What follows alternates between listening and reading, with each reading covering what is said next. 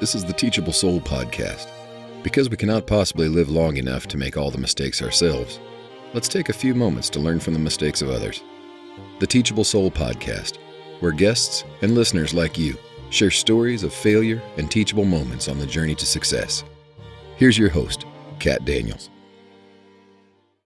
Welcome to the Teachable Soul podcast. I am your host, Kat Daniels, and again with me today we have a very special episode with Vicki Wishay. Vicki, we've already done your introduction, and if anybody wants to go back and listen to the initial or our first episode together, then they can do that. But this particular episode is just going to be about kind of COVID-19, of course, and trying to cope emotionally, but also financially. And Vicki had some very helpful insights, I thought, that we could all share with everybody. And it was obviously an important time to do so. So Vicki, take it away.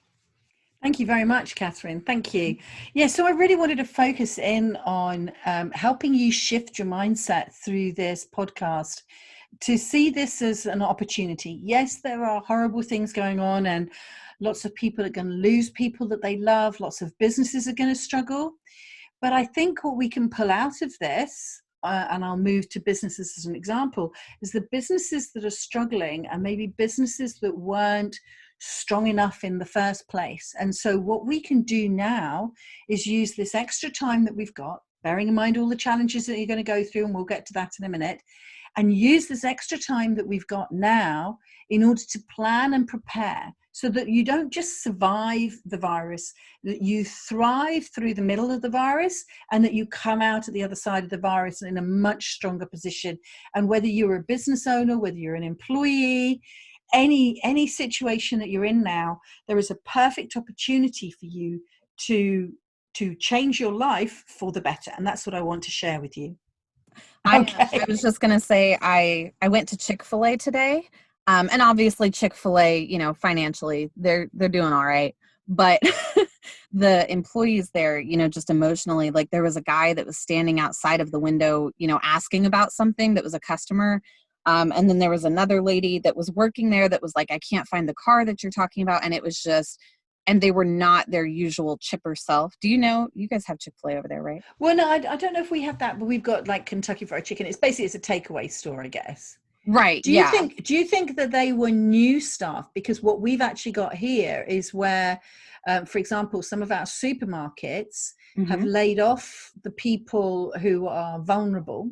So we have a thing here called furloughing, which is where you're sort of made redundant, but still kept on the payroll. And the government is going to pay 80% of your wages. And we also have a rule that says that if you're in any of the vulnerable categories, so like you're over 65 or you've got any pre-existing health conditions for which COVID-19 is a threat, then you have been sent home. And so the supermarkets have sent all these people home on 80% of their wages, which is a great thing for these people. They've not been let off. They've still got some money coming in. But of course, then that meant that they've got a 30,000 in one shop's case, 30,000 shortfall in staff. So they've employed a whole load of new people. So this is what I mean about opportunities. For every person who's struggling, there is always a flip side to everything. Right. And so there are people out there who are now applying for one of these 30,000 jobs, and they're now in a position where they're working. And of course, where we are in the calendar with schools shut and with colleges shut and universities shut, a lot of these are young people. So they're your sort of 16-year-old plus all getting jobs in the supermarkets. So some of them are getting their first, part-time or full-time jobs. They're getting income coming in.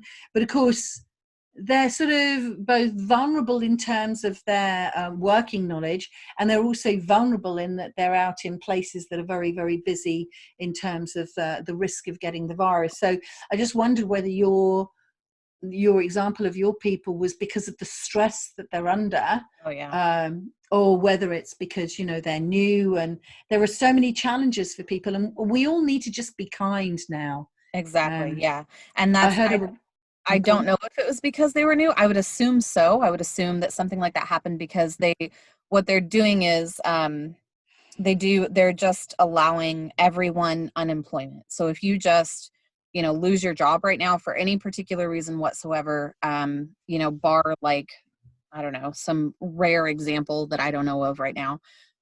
It's you just get unemployment. Like if you apply, you'll get it, no questions asked, basically. Yeah, But it's interesting, yeah, isn't I it? can see where it could totally be some of it being new employees for them.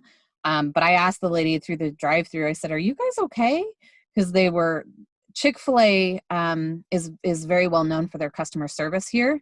And so they train their employees extremely well to be very upbeat and happy and chipper and happy to serve.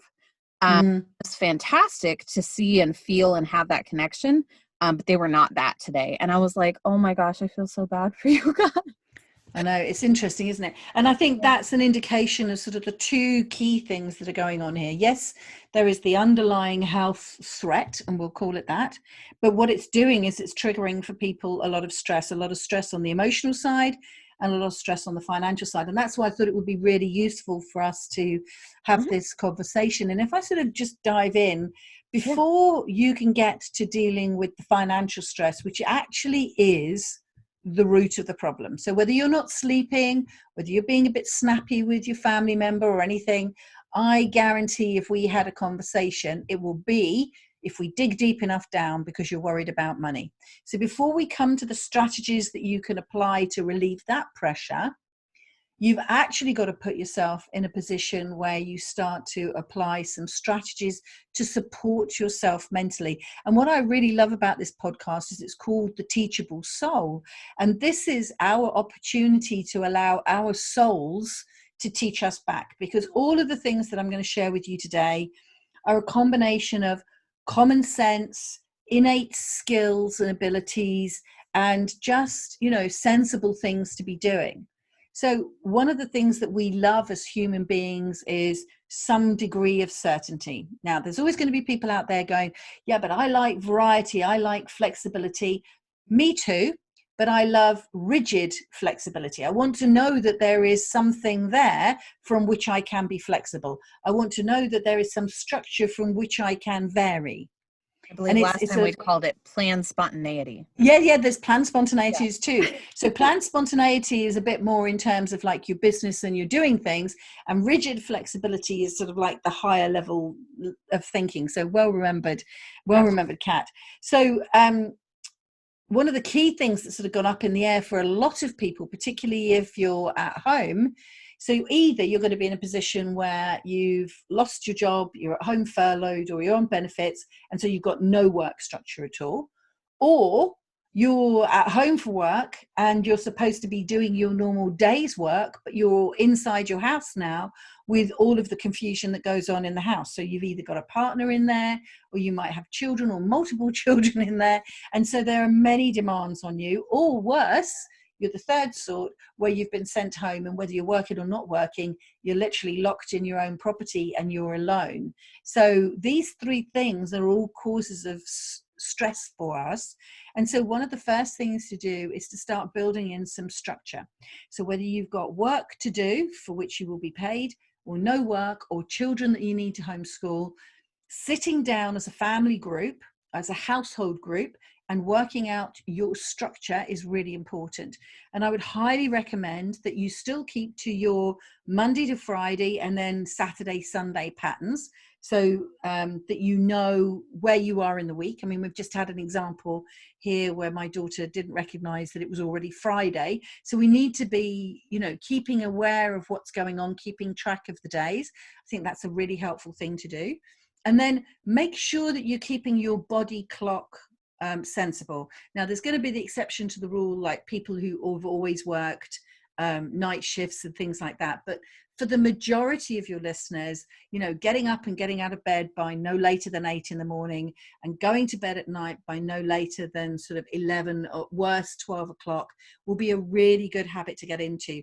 I live in a university town, and I've noticed the students are going upside down. They're getting up later and later. They're staying up later and later. And then they're getting up later and later. And I've just noticed the other night, when I got up in the night, that their lights are on, and particularly one of the rooms where they play computer games. And they're playing computer games at 4 a.m. in the morning. And then when we're up and we're out, there's no one to be seen until close to midday. That's very, very unhealthy. I've worked with clients in the past where their sleep cycles get completely reversed. Taking this back into a normal sleep cycle will cause you untold pain. So if you don't keep it that way, then that's going to be very difficult for you. And particularly if you've got children in the house, then in some senses, those children are sort of going to force you into a routine, but also having a family structure will really help your children in terms of their mental health. And I think that's one of the things we need to be really mindful of moving forward through this. So one way I've been structuring my week is I like a vertical day, so that on a specific day, I can know, right, I'm in the office and this is the thing that I need to be doing today. Or I'm allowed to be out in the garden and this is the thing that I want to do. Or I'm doing chores, or I'm doing activities, general admin in the house, and that's what I'm doing. So I like a vertical day, but you can equally have a horizontal day. So an example of a horizontal day might be get up. You maybe do some form of gratitude. So for some people that might be prayers and saying thank you. For other people it might be writing in a journal, and for other people it might be just turning to someone in the house and going, you know what, look at the beautiful blue sky out there. I'm really grateful it's a lovely day out there. We'll go outside and we'll enjoy a piece of fresh air, either in a garden or allowed to do our exercise. So, making sure that your mindset first thing in the morning is very positive. And then I would encourage everybody to do some form of exercise. So you can do your exercise in the house, watching stuff on YouTube or on your television or your phone. Or you can choose to take a walk outside, either at the morning, the lunch, or the end of the day. But building in some degree of fresh air where you can, bearing in mind restrictions, and some form of gratitude. And you can work through your day. And so then you can have morning activities, might be where you're homeschooling the children. And while you're actively homeschooling the children, if you're lucky enough to have two partners in the house, one can be working on what work you have to do while the other's doing the homeschooling, and then you can switch around, and in the afternoon the children can be given more creative time or activity time, and the two parents can switch roles. Equally, if you're going to do it vertically like I have, I tend to make Mondays the day that I get everything out the way. I get tidied, I get sorted for the week. It's where I do because I have a property portfolio, it's where I do all my property admin. It's where I do invoicing and bills and dealing with sort of mail and stuff that comes in. Tuesday, I spend working with clients, so that's my delivery time. Wednesday, I keep flexible, so it might be that I take on more client delivery. It might be that I'm a bit more creative. It might be that I do something at home. Thursday, I do a lot in the way of podcasts, recordings. It's where I'm at my creative. I'm writing articles, I'm having conversations with people, I'm sharing my insights out there with the world. That's what a Thursday is. And then I want to enjoy this time off. So I've added Friday into my weekend to give myself Friday, Saturday, Sunday off. So when the weather's nice, I can go for a walk, or I could be out in the garden, or I could get a house project done. So Friday is my time, my quality time. And then what we're also looking at doing is putting in strips, again, at the top or the bottom, where we're connecting with others. So we're having a family once a week Zoom competition. So in my house is myself, Bob, my partner, and one of my daughters, Charlie. But then my other daughter has her own family unit with her partner and our two grandchildren. And then there's my sister in another house. Then there's Bob's sister and her partner and children in another house. And then we have another very close family friends, and they're in another house. And what we're all doing is we're getting together on Zoom or whatever, you want to do, WhatsApp or FaceTime or anything. And once a week, one of the family groups is taking it in turns to produce a quiz. And then we all meet online, and we tend to do this over the weekends, one of the weekend evenings. And we have a family quiz, and we just laugh and muck about as if we were in the same room, but each of us is in our own little rooms. And last weekend was really delightful. So son-in-law Lee did the quiz, and he came around with little parcels. So for everybody, he gave everybody a packet of crisps and some sour cream and a bottle of wine, so that everybody, it was as if we were all in the same room. We were all consuming the same food. So, you know, lots of thought can go into this, and you can get more creative and more competitive as you go on. But having those connections and that structure is fundamental to your mental well-being. Yeah. So two things I want to mention. So one, I want to go back to sleep for just a second, because I have a question, and I know you're not like a sleep expert, but That's all right. I think your input is valuable there. But two, so one of the things that we have done is with some of my husband's friends from work, his family, my husband's friend's family put together a balloon car race where you have to find only materials around the house to build this car, and then you put a balloon on the back of it, and then like it takes, like you let go of the balloon and the balloon powers the car, right? And to see how far like you can go. And so we're totally having a competition with them this weekend on who can like get theirs the farthest. We're really brilliant. But it's that sort of creativity, isn't it? That you know, if we didn't have this, you'd never play these games with people. No. So I think it's really exciting what can come out of this and the connections we can have. And I don't know if you're doing the same in the States, but we're doing the 8 o'clock Thursday night clap for the healthcare workers. Oh. So like last night at 8 o'clock, we went out into the street. We were all sort of staying within the boundary and pavement space of our own properties, and still the 2 meters apart, but we're all clapping for the care workers. And I've met the people across the road. I've met the people diagonally. I've met the people a few doors down the road. And so then you can have that little natter on a Thursday night. We would never have done that before. And I do hope that when this is all over, we'll recognize one another, and we'll still be able to have those conversations. And who knows, maybe we'll even start going, well, come over and have a cup of tea as well, now that we can do that. So it'll be really interesting to see the deeper relationships that we can build with one another, and the wider relationships that we can create with one another. But if you don't apply some structure and you don't control your mindset, then you're going to find it very difficult to do this. And I mentioned gratitude, you know, so do that night and morning. I make all my clients do the same things, and some that really struggle, I make them text me. So maybe as a family group, you can create a WhatsApp called gratitude, and then every morning just send a message to everyone else about what you're really grateful for. Oh, that's an awesome. I know you wanted to pick up on sleep. Yes. So I'm in another group, and it's full of like moms basically. But one of them had mentioned that she was having trouble getting to sleep at night, and I have been too.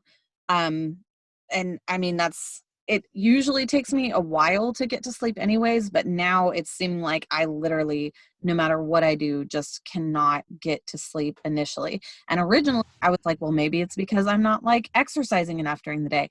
But I went for a 5-mile hike yesterday, and I still didn't get to sleep until 1:30 in the morning. Yeah, and it's a classic thing. So it can be one of two things. And I would have said exercise would be one thing, not enough fresh air, not enough exercise. And if it's not that, it can also be looking at if you're eating later. So again, this is why structure is so important, not to eat, you know, really after 6 or 7 o'clock at night if you can, to give yourself a chance to digest food. But actually, what are you doing in terms of your technology? Are you using your phone or your iPad in the bedroom? I do. Naughty. Sin? That's it, Kat. That's it. No. So, I mean, it can also be, you know, and I'm not saying you, but it can also be that financial worries will play on people's minds. And that's why we're going to come to that in a minute. But it's called sleep hygiene, and you can look all of this up. I've done lots of stuff around sleep hygiene when I learned to become an NLP practitioner. So one of the things is a good routine. And so an example of a routine might be you finish whatever you're doing during the day, and then you have your family time at the end of the day, and you might sit and watch television. Okay, so your eyes and your brain are being stimulated by the lights on the TV, and you need to now transition. So usually what we do is we turn the television off, and then if we've got an upstairs, we'll walk upstairs or walk along the corridor. We head towards the bathroom. You do a routine in the bathroom. So this is where you wash your face, clean your teeth, use the loo, etc. And then your mind is being told, okay, oh, we're doing that thing, right? The TV went off. Now we're going to the bathroom. Now we're going to do these things, and then we're going to walk to the bedroom, and that's where we get changed and we go to sleep. and the lights go out, it gets dark, and your mind goes, okay, that's what I'm meant to be doing now, sleep. So if you stimulate your mind by either having a TV in the bedroom, which again can be something that really disturbs you and keeps you awake, or you're using I can't remember the name of the technology, but backlit, so the light that's in your mobile phone really sort of stimulates the mind. So I know a lot of people now, they're flicking through social media, they're playing games online, and that's keeping your brain active. I found when I was first at university, and then now when I run my own business, I get in a really almost hyper creative mode. So I have to be very careful about the books that I read before bed. I can't read anything before bed, if I can phrase it this way, that would interest me and make me think thoughts. I need not that novels, and I love reading my storybooks, and all the authors that write fiction are great, but I need fiction that isn't going to spark a thought. I need fiction that's going to make me go, oh, it's a story, I can go to sleep. Like short. So I'm not looking for, light bulb moments. So you have to dampen all of that down. So I do the same thing. The TV goes off, you come up, you do your bathroom routine, we go to bed, and then what I do is I read a few pages, and what I can feel as I'm reading the pages is that my eyes are getting sleepy. And as soon as my eyes are sleepy, the book's down, the light is off, and then that's it, I'm gone. If you're still finding it difficult to sleep after you've followed your routine, then there's a thing that you can do in terms of sleep patterns. So normally our sleep pattern, so that means from when you start to go to sleep, you go into light sleep, and then you go into a deeper sleep, and then you come up into REM, which is rapid eye movement, and then you start the whole process all over again. It depends on the individual, but it lasts typically between about 90 minutes and 120 minutes. So one of the things I do is I look at the clock, and we'll make the maths nice and say that I've got a 2-hour sleep pattern. And I look at the clock and I say it's 10 o'clock at night. And I actually give myself a mantra that says, it's 10 o'clock at night. I am going to sleep deeply and peacefully and then I work out how many sleep patterns I want till I want to get up. So let's imagine that I'm going to be really lazy and get up at 8 o'clock in the morning. So 10 till 12 is 1, and then the next is another 4. So I'm going to have 5 sleep cycles. So I say to myself, I'm going to sleep deeply and peacefully for the next 4 to 5. So I give myself some flexibility, 4 to 5 sleep patterns.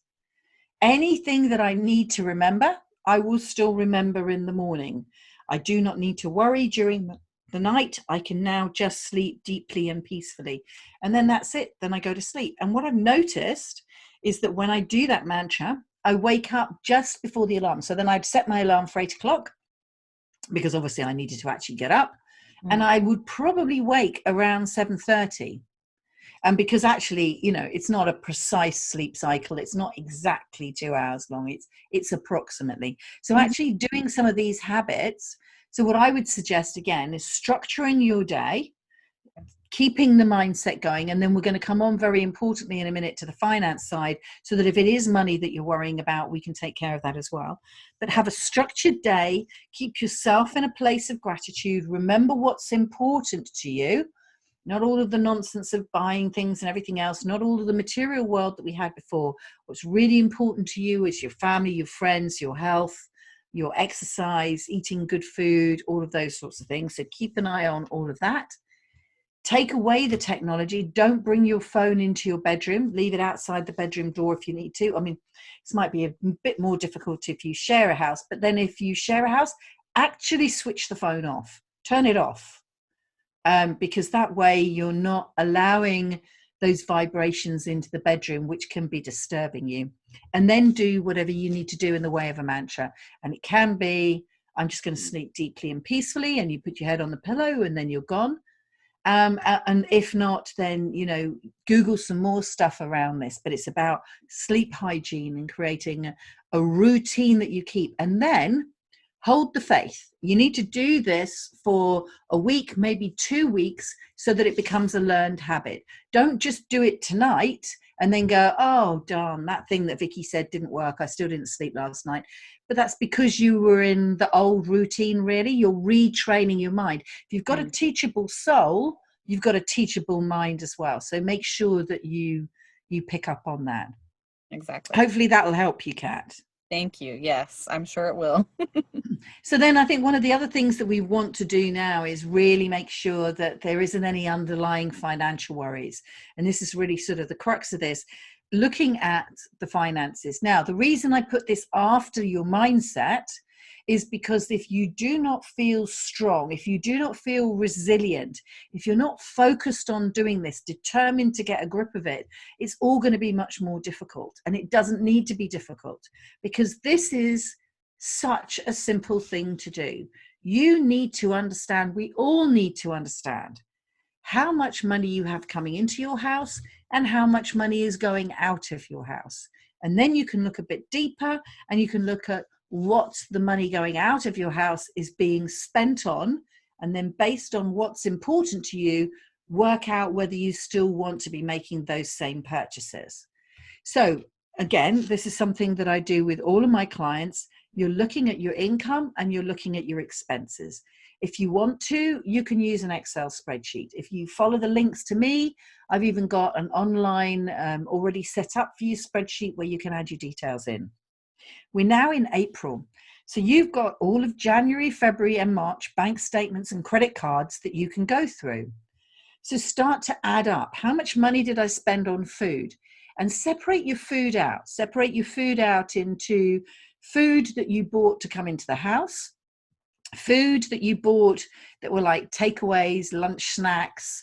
If you were still working, lunch, did you buy your lunch out, or do you make your lunch and take it to work? And look at going out for meals or having evening takeaways. So like special evening meals or evening treat meals, and then, snacking during the day, buying lunches or whatever, and then regular food for the house. So break it down into those things. Look at your travel, look at your clothes, look at your, let's call it body hygiene as a thing to sort of keep in there. So, getting your hair done, if you get your nails done, any of that sort of stuff. All of these things need to be put into columns and silos so that you can start to understand what you're spending your money on. And everything up to today that you have ever spent your money on has been an unconscious choice. An unconscious choice, because unless you're one of a really rare listener, you won't have been monitoring your money like this before. I mean, I have worked with thousands of clients over the last decade, and I would say if I'm lucky, maybe 20% of them are aware of their income and expenses. And I have only to date met 2 people in all of that list that actually had their own spreadsheet already. Okay. Mm-hmm. Now this can apply whether you're an individual, whether you're a small business owner, whether you're a property investor, whether you're a big business owner. You can apply it on your personal level life. You can apply it to your business, and you can apply it to your investments. You need to know what you're spending your money on. And I guarantee you that the things that were important to you in September, October, November of last year are not the things that are important to you in April and May this year. So this is the key thing. You're not going to, unless you're still working, and I know a few people will be doing that, but if you're not working, your transport costs, your travel costs will have been dramatically reduced. This could be an opportunity where you actually save money. Mm-hmm. But equally, you might have your children home from school, and where they got fed at school during lunchtime, now you're having to feed them. So maybe your food budget has gone up.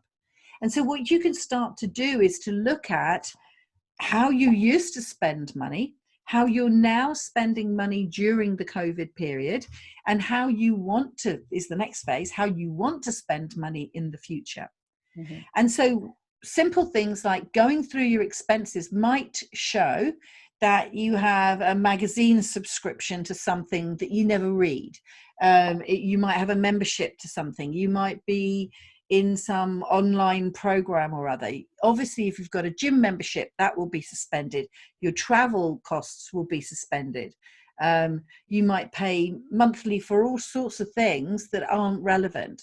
Look at your life insurance and your healthcare, because again, don't just go randomly cancelling them because they're very important, but read to make sure that they're still relevant. And it might be that, like we did when I found this out, we had a healthcare policy that I hadn't read the small print, and my two girls were somewhere in their early 20s.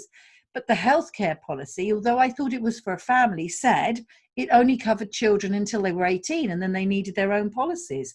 And I thought, oh my goodness, I've been paying over £250, nearly $250 a month, thinking that if my children got sick, because they're always your children, however old they get, Right. you know, I thought that my children would be covered, but because they'd had an 18th birthday for the last, 3, 4, 5 years, I'd been paying out for a service that actually, if I needed it, I wouldn't get back on it. So this is another opportunity for you to, look into the detail of your spending.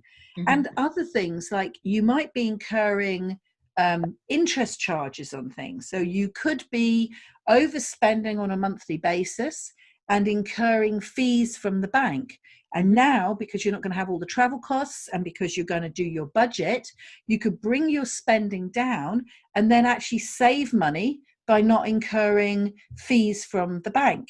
Yeah. You might have expenditure on a credit card that is accruing interest. And if you can save money somewhere else in your budget, you could be paying down your credit card so that you're not getting, 20% interest on money. There are so many ways that you could become more financially aware of your situation and then go one step further and learn about money and become more financially intelligent.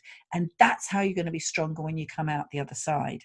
Yeah, one tip that we had that I just recently figured out like 2 days ago, I think, was that if you're no longer commuting to work every day, that your auto insurance kind of sometimes goes off of how far you drive per month or whatever. And so if you call your insurance company, they can reduce your rates during this time for your auto insurance. That's very clever. Yeah, very good. I don't know that whether we do that this way around, but yeah, that's a really good tip. So there'll be lots of things like that if you, and the one place to find them all, because they're all basically expenses that you pay, is to actually go to the bank statements and the credit cards where you pay for these things, and you can go, oh, look, I pay that money. I mean, it's like the other day I worked out that I paid £140 to Amazon, and that's an unusual amount of money for me to make in a purchase. So I went to Amazon and I looked it up, because of course there will be instances where there are fraud, and I looked it up and I went, oh yeah, okay, because part of my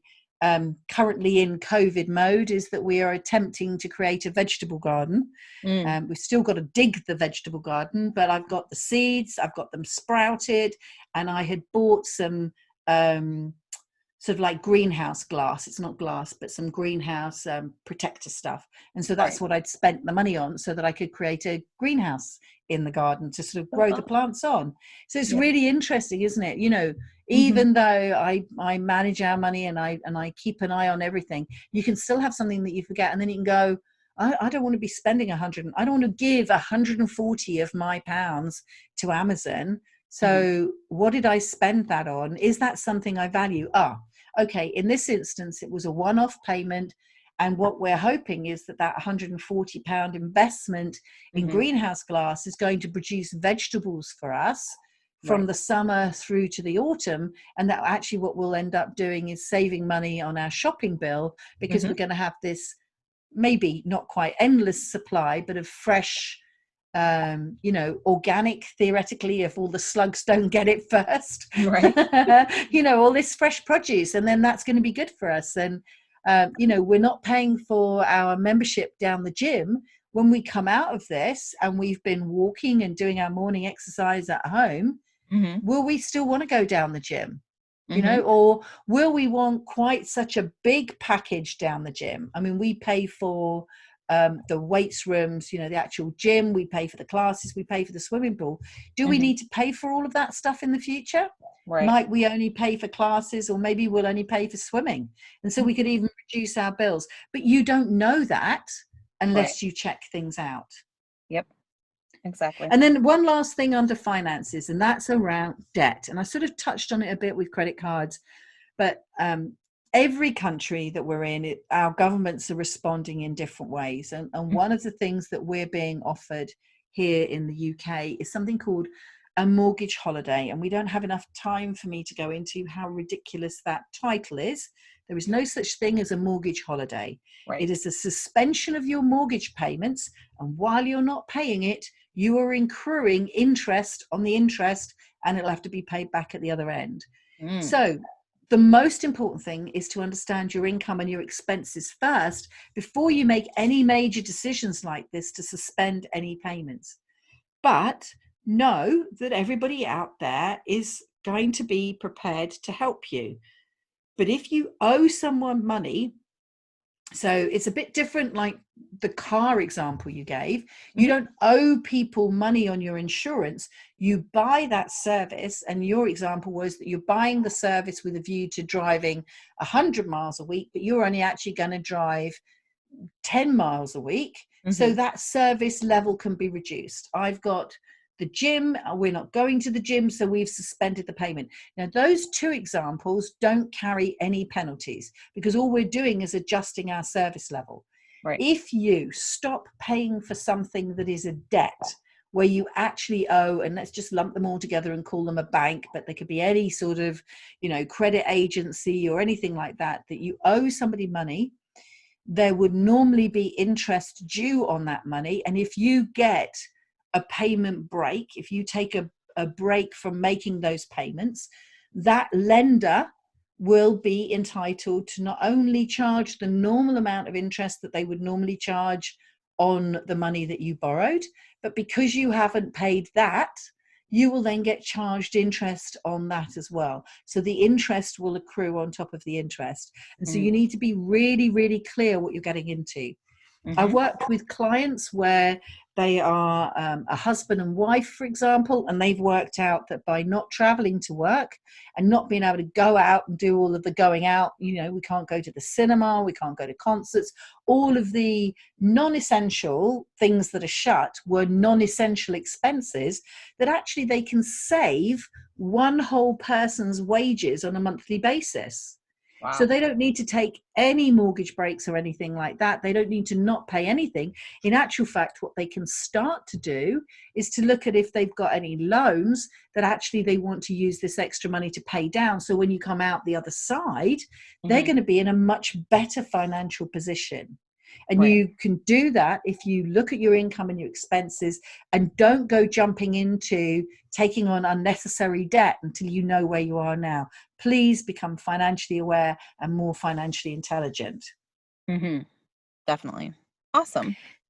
So I think the last thing to sort of get you to do is to bring the whole lot together. And because this is a challenging time, we have to acknowledge that this is a challenging time. You're going to be doing this new activity to make sure that you sleep well and that your mind is well. You're going to be doing your gratitude. You're going to be thinking about what you spend your money on and what really matters to you, where your values are. You're going to know about your household expenses. Now make a plan. Make a plan for how you want life to be and not for a plan for how life is. It's really important that we use this opportunity to make sure that we come out of this stronger. And I think that's the message that I just want to leave you with at the other end. Yeah, absolutely. I agree. And that's, especially in times like these as well, to just be forgiving of yourself too, because I've got so many people and friends who are like, oh, I'm going to learn something new. Like I'm going to use this time and be super productive and overproductive. And I'm like, child, no, you're not. Because it is a stressful time, and just the basics of taking care of ourselves, right now can be a struggle, some more than others, obviously, but it's just make sure you're good. Make sure you're okay. Make sure. Absolutely. But it starts with the structure, and if you same with the maths, the finances. You know, if you start with the basics of the income and expenses, you can make better decisions. If you start with the structure to your day, it could be that you do get very organized in your day, and maybe you can, as the time that you allocate to yourself, learn a new language, learn, you know, I think, oh, I forget which actress it was now. Oh, there you go. Dame Judi Dench was on the news, and she said she's going to learn all the sonnets that Shakespeare wrote. And I think he wrote something like, was 154 sonnets. And so her goal during this time, keeping her mind active, giving herself something to do, is to learn these sonnets. And as an actress, obviously her ability to learn and recite words is going to be a great thing for her to do. It could be that you learn a musical instrument, or you learn a language. But you're absolutely right. Don't put yourself under pressure, and don't take on new things until you've checked in terms of your time that you've allocated time to the things that are important to you, and that all of those are ticked off, and that you actually have the spare time to take on something new. I think mothers and fathers are going to be under an enormous amount of pressure with their kids in the house. I know you've got children, haven't you, Kat? Oh yeah, it's been real rough. I mean, those children are going to be, not yours, but generally children are going to be yanked away from their friends, yanked out of their routine. And so while you're trying to go, geez, this is a really scary time, I need to get myself together, you've also then got to be going, oh, I need to park that because I've got to be there for my children. So there's a lot of pressure on parents, and communicating is sort of like a theme. I haven't said it, but communicating is a theme that runs through this. So, you know, I said, what about setting up a WhatsApp group to share your gratitude? That's communicating. When you've looked at your values, have that as a family conversation. Ask your children, you know, what was it that you really loved about life before, you know, we had the bug and we had to stay at home? That's how we're referring to it for our 3-year-old grandchild, the bug. You know, there's a bug out there and we have to stay at home to be safe. Right. But, you know, you've got to speak about this in a way that they still feel safe to be able to go back out there afterwards. So what was it that you used to love, and what are you missing? And so she's missing her friends, and one of her little friends drew her a picture. And then it's so sweet because they're 3-year-old.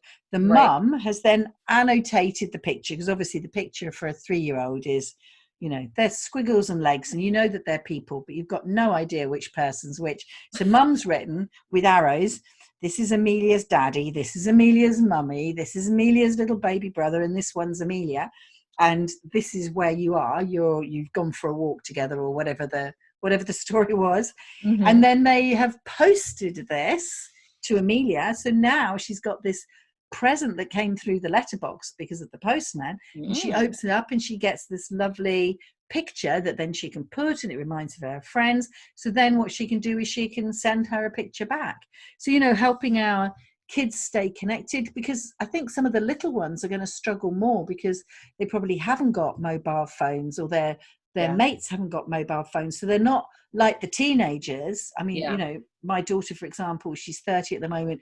They're all doing, you know, university and doctoring stuff, and they're on their phones. So they've got their phones, they've got their iPads open, and they've got the computers open doing something. And, you know, they're this generation that is so connected. They're connected in 3 different devices in 17 different countries. Right. But your 6, 7, 8-year-olds are not in that position. And so how can you help them to feel connected? But you've got to stay grounded as well. So it's no wonder that people are struggling to sleep. But the more that you can feel in control, i.e. the structure, i.e. knowing your income and your expenses, your finances, make known as much as you can. And what you struggle with, speak to your partner about. Okay, speak to your partner that you're not sleeping well. And when you work out what it is, and let's say, for example, I think in your case, it might be because you're taking the mobile phone, have the conversation with your partner and say, how are you sleeping? And if they're sleeping fine, that's great. And if they're not sleeping, why don't you both create a bedtime routine that involves you both leaving your devices out the way so that you can both sleep? You know, and it's opening up channels of communication that are going to make such a difference to us. So control, communication, and caring for ourselves.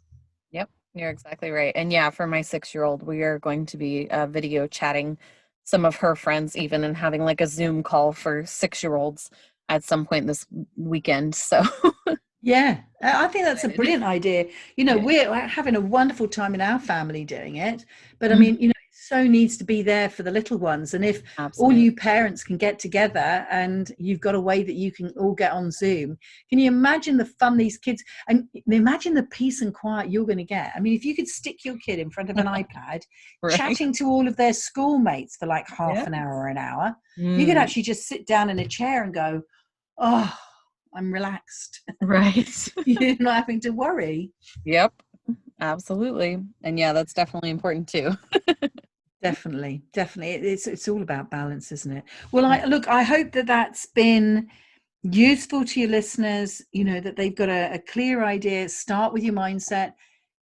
Make sure that you've got structure in your day, because that gives you some feeling of control, and then you can always be flexible off the back of that.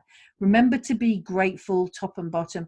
There is always someone in a worse situation than you, sadly, and so be grateful for what you've got. Recognize what's really important to you, what matters. What mattered before COVID is not the same as what matters now, and may not be the same as what matters to you in the future. So structure, gratitude, and values, and then you're going to feel so much more resilient and in control, so you can turn your attention to your income and expenses. But don't not do this because you say that you're doing the other stuff. This is not something that you need to drag out for 3 weeks. This is structure in your day, is a conversation somewhere in the next 24 hours with the people in your house. Gratitude is the thing that you do first thing tomorrow morning, and then again in the evening. And values is a conversation that you can build up, you know, as the next thing that you do as a family group. So within 2 days max, maybe 3 days worth, you can have got everything in place that you can be pulling out of those bank statements, pulling out those credit cards, and getting down to the nitty gritty, so that you're more in control of your money, you're more aware, and you're not making the unconscious purchasing decisions that you were before. You're now buying consciously and more aware, and therefore probably in a position where you can adjust your family finances and maybe come out of this being better off. Certainly mentally you'll be better off, mentally you'll be stronger, and you'll be more financially aware and more financially intelligent. Right. Yeah, I definitely think that it will be helpful for all of our listeners. So I appreciate it. I will send you the link if you want, and that way you can share it with your clients as well, so that they can have this to listen to. Definitely. Thank you so much for coming on and helping us and explaining all of this to us. You're, you know, exactly right. And I can't wait to see what everybody thinks about it. Oh, lovely. Thank you very much, Kat. And to everybody that's listening, I wish you all the best. Keep well, keep safe, keep healthy.